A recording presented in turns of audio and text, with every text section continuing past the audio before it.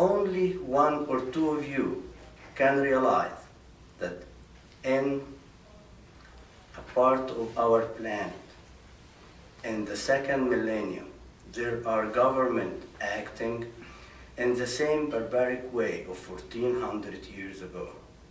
According to any Western definition, the state is to generate law and order for safety and security for its citizens accordingly. Such is an understanding between the citizen and the government that provides protection for citizens from inside for law enforcement and from outside the military. In examining what's happening only in Mubarak's era, it is effortless to point out that no single kidnapper was brought to justice in spite of the gravity of the crime and its frequency. The real number of girls is unknown officially for various reasons. One of them, that the cooperation between the Egyptian law enforcement and the kidnapper. Another one, Coptic family decided to hide the shameful issue with their silence. Another one is don't talk due to the threat from the law enforcement. Local researches indicate that there is cooperation between Saudi and Egyptian authority for funding and establishing a price for each case based on economic cultural level of Gear family.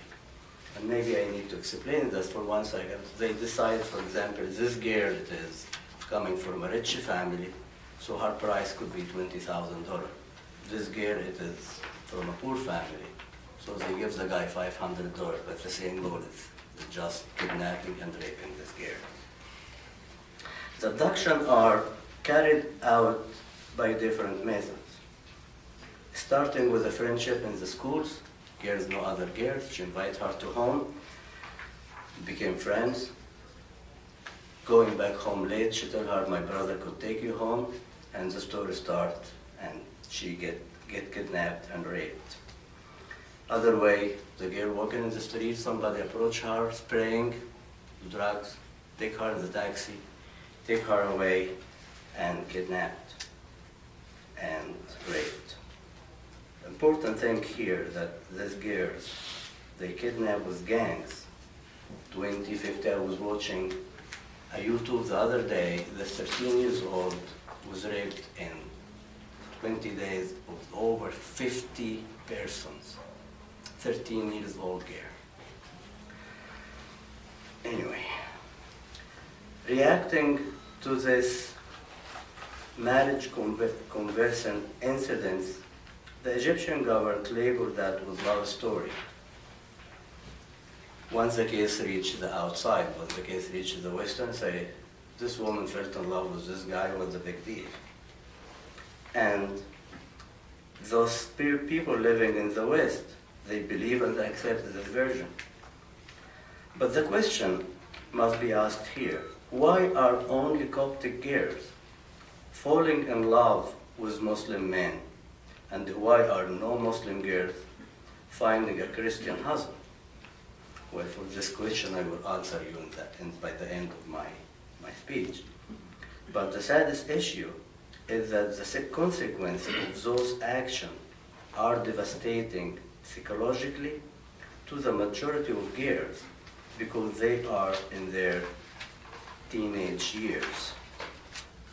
In spite of the great physical and psychological effect on most girls, the prospect of their future and life under these new circumstances is horrible because there are serious difference between the relationship in a Coptic family and other Arab families. Finally, and do the time so Jeff doesn't be upset with me because I don't want to take more time with other people's speeches. I will end by quoting some of the examples of instigation throughout the Egyptian media, school, universities, and mosques, as well as in the streets. The endless number of fatwa, in English means edicts, that provoke against Copts, such as fatwas range from considering Copts infidels to be killed, subjected to all kinds of injustice. Some fatwa encourage kidnap Coptic daughters and others. In spite of the fatwa being clear instigation to violence and criminal acts, the Egyptian government does nothing to prevent them. Sheikh Abdul Halim Mahmoud, former Imam of Al-Azhar University. Azhar University is one of the important Islamic universities in the world, wrote in his book, the book named Believing in Allah, saying, and I quote, "Christians are like malignant and contagious diseases. Muslims should be unjust to them. They should despise them, treat them roughly, and boycott them to force them to convert to Islam." Sheikh Muhammad Matawi al-Sha'rawi wrote in Al-Ahram. Al-Ahram, one of the important newspapers in Egypt, and is semi-government newspaper, in September 2nd, 1992, saying, and I quote, "Having sex with a female bestows honor on her since the master does to her what he does to his wife." He also was complaining along with his group when Serbs raped Bosnian women. Personally, I condemn the action of Serbs, but I wonder why the same sheikh never said anything to protect Coptic women.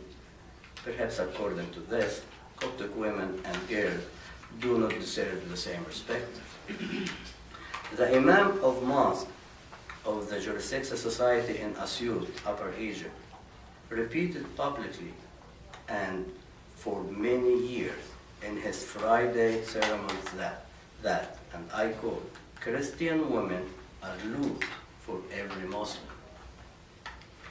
In some mosques, you could hear imams saying raping Christian women are permissible to obligate them to convert to Islam.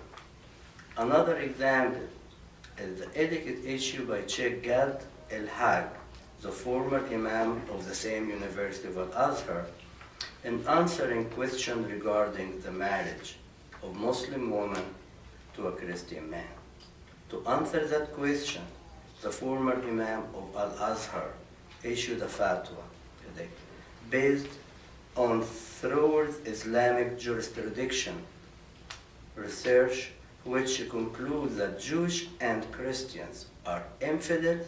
Therefore, a Muslim woman should not be given into marriage to a non-Muslim, whether Christian or Jews or others, and the follower of both religions are considered infidel and apostates. One of these edicts is the one issued by Al-Azhar Committee of Edicts in 1996 concerning the legality of marriage a Christian man to a Muslim woman. I quote, "This is forbidden since Islam is the superior to all other religions, and children should follow the better religion of the parent according to the jurisdiction rules." Hashima Khalif, an attorney, wrote in the same Al-Ahram back in 1996 and September 16 under the legal matter column, says, and I quote, "An act that involves disbelievers such as going to church.